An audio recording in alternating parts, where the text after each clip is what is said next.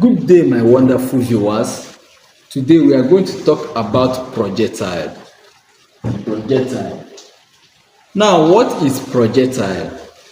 Projectile is any object which traveled a distance along a curved path on application of force. Any object, you throw object, it traveled a distance on a curved path on application of force is a projectile. As if like when you throw a javelin, at least javelin is an example of a projectile. You see how javelin move is a projectile. Now there are some terminologies we want to talk about when calculating and solving some problems on projectile. We'd like to talk about the time of flight, the time taken to reach to the maximum height and the range. Now, first of all, let's talk about what? The maximum height. The maximum height is the highest vertical distance. Maximum height is the highest vertical distance reached by a projected body measured from the horizontal plane. For instance, maximum height. This is the starting point, and you projected from here. It moved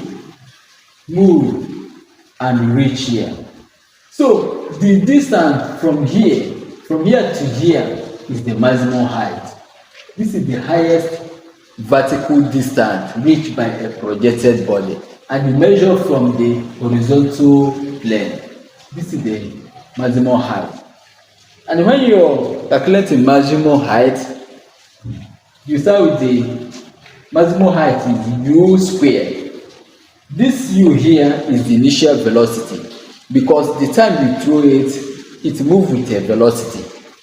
So the initial velocity, u square sine theta sine square theta all over 2g. So this g is the force of gravity, acceleration due to gravity, because it's a vertical distance. Now this theta, remember that this theta is the angle here. This is where the theta is. That's the angle. So the u square sine square theta all over 2g is the maximum height. That's how to calculate the maximum height. Now, the next is what? Time of flight. Time of flight. Time of flight is the time required for a projected body to fall down to the same point of projection.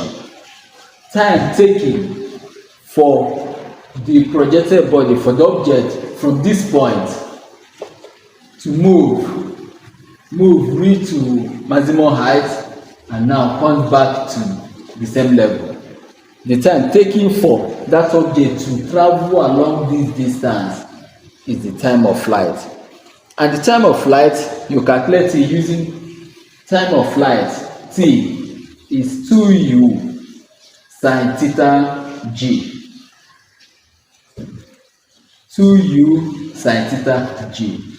That's the time of flight.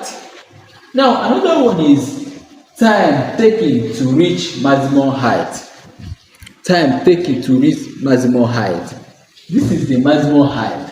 The time taken for a body to move from this point to this point is time taken to reach a maximum height. When you are calculating that one, and the t, remember the time of flight is capital T, and this one you use small t, and you use the formula is u sine theta g. U sine theta g. This is time of flight. Another time, this is time taken to reach to maximum height. Time taken to move from here to here.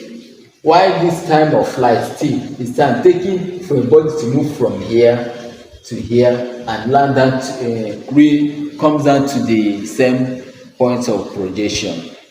Now the next is what? The range. The range. Now the next is what? The range. The range is the horizontal distance covered from the point of projection to the point of landing.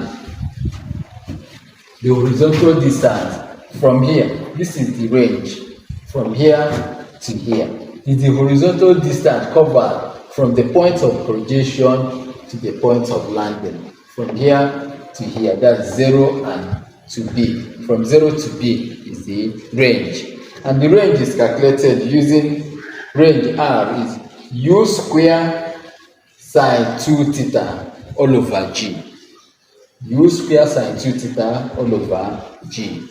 Note, all these formulae stated here for projectile, you use these ones when the theta is given.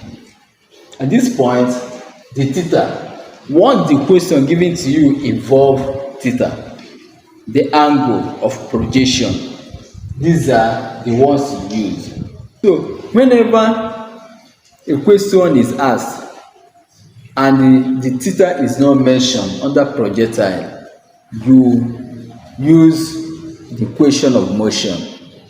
Go back to our previous class, check that equation, the equation of motion under gravity and the equation of motion against the force of gravity. Those two equations, they are not the equation you can use to solve questions on projectile whenever the theta is not given. But once the theta is given in the equation, you use these ones. Thank you for watching. In our next class, we will solve problems using this formula. Thank you.